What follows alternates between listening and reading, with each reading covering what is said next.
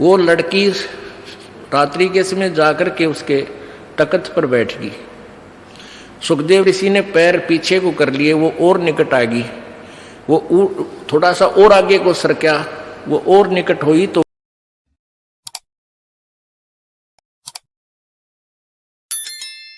गृहस्थी के पास कोई भी आता है तो सबसे पहले प्रणाम करे। सत्साहेब, जैसे हम सत्साहेब बोलते हैं, मान ले कोई राम राम बोलता है तो उसको राम राम ही में उत्तर दे देवे। नमस्ते करता है तो नमस्ते जी, आओ बैठो, तो उसका आदर सत्कारी स्वाभाविक गुण होना चाहिए गृहस्थी में। तो ऐसे वो जो कि पहले वाले सभी में ये विद्यमान था। तो राजा जनक खड़े हो गए सिंहासन छोड़कर, जब एक ऋषि जी उनके द्वार पर आए साधु वेशभूषा वाले, और अलग से एक गद्दा तख्त सुचा साफ तक बना रखे, क्योंकि ऋषि लोग आते जाते रहते थे संतों के पास, राजाओं के पास, तो उनके लिए अलग आसन बनवा रखे थे। अच्छे कपड़े स्वच्छ धोकर रखा करते थे। नौकरों को आदेश दिया कि ऋषि जी आगे हैं और उनका आसन लगाओ अलग से, उनका अलग आसन लगवाने लगे। ऋषि जी सुखदेव नौकानो नीचे बैठ गया वहीं पर। तो राजा जनक दौड़कर निकट आए, महाराज यहाँ ना बैठो, महाराज मेरा अपमान ना करो, अपमान ना करो, यहाँ बैठो। उन्होंने बोला नहीं मैं यहीं बैठूंगा। तो राजा जनक कहने लगे भाई ऐसी मेरे से क्या गलती होगी, आप रुष्ट हो ऋषि जी? कि नहीं। फिर बैठे बैठे सारी कहानी सुना दी कि मैं आपको गुरु बनाने आया हूँ और आज मैं ऊपर नहीं बैठ सकता। अब सुथरे दिन आ गए, नर्म आ गया तो भगवान के निकट आ गया। सुखदेव ऋषि बोला कि, और राजा जनक कहने लगे महाराज मेरा क्यों मजाक उड़ाओ, आप तो जन दुनिया को ज्ञान देने वाले, और सूर्य को दीपक क्या दिखाऊंगा मैं।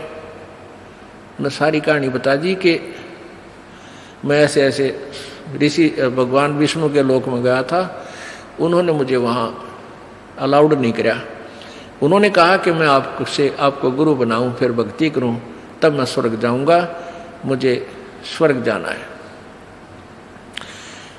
फिर राजा जनक के जचगी भाई इब तक मैं ठीक बोलता दिखा है। कहने लगा ठीक है महाराज, मैं सुबह नहा धो के स्नान करके सुबह नाम दूंगा तेरे को। अब वो थोड़ी बहुत ज्ञान तो हो जा है कि भाई ये किस टाइप के इंसान होया करेंगे, गृहस्थी ने देख के भी से नफरत करते हैं, ये जो नकली से होया करें। इसकी सारी फड़कड़नी चाहा था, परीक्षा भी लेना चाहा था। उसने अलग से एक मकान में उनकी रहने की व्यवस्था करवा दी, और वहाँ एक लड़की की, एक युवा लड़की की ड्यूटी लगा दी कि आप इनकी केयर टेक करो, अतिथि आए हैं, खाना खिलाओ, कपड़े बिछाओ इनके, और कोई असुविधा ना रहे, रात को भी इनके पास। सारी तो उसको ट्रेनिंग दे दी थी लड़की को राजा जनक ने। अब सुखदेव ऋषि अपना आसन पर लेट गया, खाट पे चारपाई पर जो तख्त लगा रखा था।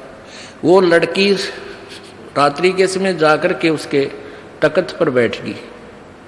सुखदेव ऋषि ने पैर पीछे को कर लिए, वो और निकट आ गई। वो थोड़ा सा और आगे को सरका, वो और निकट हुई तो उठ कर दूर खड़ा हो गया। कहने लगा बहन तू बाहर चली जा। वह लड़की बाहर आ गई। राजा जनक ने पूछा कि क्या क्रिया रही बेटी, कैसा है ये ऋषि जी? ने बोले जी ऋषि जी पक्का है, ऐसे ऐसे मैं बेड पर बैठी आपके आदेश अनुसार। तो इसने सारी ऐसे ऐसी क्रिया बताई, खड़ा हो गया और बाद में बोला बेटी बहन बाहर चली जा। तो बोला ठीक है। अब क्या हुआ कि वो उसका नीचे बिछा दिया कपड़ा, जैसे दरी वरी जो बिछा, वो बैठ गया भगत की तरह, और कहने लगे बैठ जा ऋषि जी, अब मैं तुझे उपदेश दूंगा, पहले मैं नहा लूं, स्नान कर लेता हूं। अब गरीबदास जी ने अपनी वाणी में लिखा है कि राजा जनक के हजारों की संख्या में रानियां थी, पत्नी थी। उनमें से एक पटरानी होती है, जो सबसे पहले जो शादी की जाती है उसको पटरानी बोलते हैं, मुख्य पत्नी। बड़ी सुशील, अच्छी भक्ति करने वाली साध्वी टाइप थी। उसको कहा राजा जनक ने कि मैं नहाऊंगा, और पानी गर्म करा, बता दिया था सारा, उसको ट्रेनिंग दे दी थी। वहीं पर जहाँ इस पहले बड़े बड़े दरवाजे होते थे, वहीं इधर सुखदेव ऋषि बैठा और इस साइड में लगा का चूल्हा ईंटा का, और ऊपर धर दिया पतीला और नीचे बाल दिए लकड़, सूखी लकड़, और पानी न्यो उबला है जो कर चाय बनाया करें, बनाते उबला करें। और राजा जनक का वहीं साथ में नहाने के लिए पाटड़ा डाल दिया, और राजा जनक वहां नहाने के लिए विराजमान हो गया, धोती बांध के। और वो रानी जो पटरानी थी उसकी, वो लोटा भरे उस उबलते जल में थे, चूल्हे वाले पन्नों का पतीला ऊपर रखा है, और राजा जनक की चोटी में घेरा रास गेला नवावे, और वो पानी राजा जनक पर डाल रानी तो, और सुखदेव नो है जलेगा भी हो। अब वो पानी उस पर गिरे, सुखदेव पीछे नो है।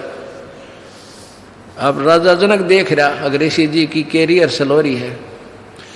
राजा बिहन से देई जब तारी, और हमें स्नान करावे नारी। राजा हंसा, और जब वो न्योकड़ू है ना, तब राजा ने कहा कि सुखदेव ऋषि आप एक बार व्यास के बेटे, तो अपने आप को ऋषि माने फिर था, बाल ब्रह्मचारी कहे था, और हम तो गृहस्थी हैं बाल। और आज जो मेरे नहाने के बाद जो पानी गटर में जा रहा है, जो नाली के अंदर से पानी बह रहा है, तो इसमें हाथ दे दे व्यास के बेटा, जब जानो तो किसा भगत है, अपने आप में ऋषि बना फिर था। वो निकट आया, नो बोला मैं ना दूँ, मेरी तो सारी उंगली जल जाए, इतना गर्म है यो। मैं इस नहाने के बाद जो जल जाता है वो 50% कम हो जाता है गर्म, और उसके बाद भी नो कहे मैं ना दूँ, मैं सारा जल जाऊँ, दूर बैठ गया जाके। तब राजा भी हंसा, जोरता हंसा, और ताली बजाई, नो हथेली पीटी, और हमें स्नान करावे नारी। अरे तू इतनी दूर तो जलन हो रहा नवावे, जिसने तू एक हे मान रहा था अपनी दृष्टि में, औरत तो देखनी भी नहीं, शकल भी नहीं देखनी, अरे या तेरे से अच्छी भक्ति करे, इसके हाथ भी ना जलते। और ऐसा योग कमाया पूता, बेटा यो के इतना भक्ति करी, के साधना की, और क्या हुआ जो इंद्री धूता। अरे इस क्या हो गया, तन इंद्रियों को काबू करने की चेष्टा कर रही है, इनके खच्चम खच्चा हो रहा। इंद्री कर्म लगाओ किसके, जैसे जिव्या लेप नहीं मधुरस के। हालांकि इस इंद्रियां का के दोष है भाई, इन तू रोके बैठा, अब जीभ के शहद लगा दे, 1 सेकंड में टेस्ट करके नीचे न कर देगी, जीभ का निशान भी ना पाओ मत होगा। तो इंद्रियां का कर्म नहीं लगे, तेरे मन के कर्म लगेंगे, और मन में दोष आए बिना रह नहीं सकता बेटा, ते तो कितनी बात बना दे। या वो भी जान गया भाई मन तो दुष्ट है, तो 1 मिनट में करा के बूंदी सोच जा, फिर सेकंड में कुछ और सोच ले। तो कहते हैं इंद्री कर्म लगाओगे किसके, जिव्या लेप नहीं बदुरस के। काफी ज्ञान दिया, फिर समझाया उसको। फिर क्या बताया कि रात्रि के समय ये लड़की तेरे बेड पर बैठी, और तेरी क्या स्थिति थी, क्यों डर गया, या कोई खावा थी तेरे को, तेरे में ज्ञान नहीं, विवेक नहीं, अगर तू आत्म तत्व में भी नहीं है, परमात्मा के निकट कहाँ, तो बहुत देर की बात है। योगी पुरुष आत्म तत्व में आ जाते हैं, स्त्री और पुरुष की आत्मा में उन्हें भिन्नता नजर नहीं आती। अगर तू थोड़ा बहुत आत्म तत्व में भी आ रहा होता, तो भी तेरे अंदर ये शुक्र पैदा ना होती, और बैठ जाता, कहता जा बेटी बैठ, आओ भाई बैठो, बात परमात्मा की चर्चा शुरू करता, उसको ज्ञान सुनाने लग जाता। आप पे दोष खत्म था, तेरे अंदर दोष था, इसलिए तो सुकड़ा इस तरह। एक बार सांग देखने चले गए 2 जने, एक तो पहले जाता था, एक पहली बार गया था, और वो लड़के उस समय लड़कियों का ही रोल बना के और मेल फीमेल का रोल करा करते हैं। तो नाच रहे थे, कोई गा रहा था, अच्छे सुसज्जित कपड़े मेकअप कर रखी थी। तो पहली बार जो लड़का गया था वो लोग कहा दूसरे, देख के सुंदर लड़की, देख किसा बढ़िया नाच है। और दूसरा बोला लड़की को ना, यो लड़का है, उसका ना जच्ची बात है ना, तो नहीं बेरा।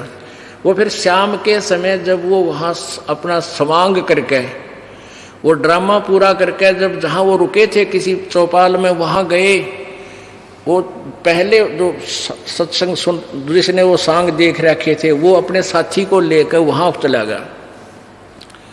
किसको? जो पहली बार गया था। कहाँ? जहाँ वो रुके हुए थे, उनके साथ साथ चले गए। उन बच्चों ने जाते ही वो सारा मेकअप उतार कर कपड़े निकाल कर न्यारे न्यारे टांग दिए, और वो लड़के नो के नो कच्चे कच्चे में खड़े। तब उसका यकीन हुआ, जो पहली बार सांग देखने गया था, अगर तो छोरे थे, छोरी कोई ना थी। अब अगले दिन जब वो सांग देखने गया, वो नाचा भी था वो लड़का, और लड़की का मेकअप भी था, पर उसने लड़की नजर नहीं आई थी, वो लड़का दिखा था। तो ऐसे ही जब आत्मज्ञान में भी होता, सुखदेव तू तने लड़की नहीं दिखा, तू तो ड्रामा कर रहा था बेटा, अपना कल्याण करा ले। बोलो सतगुरुदेव।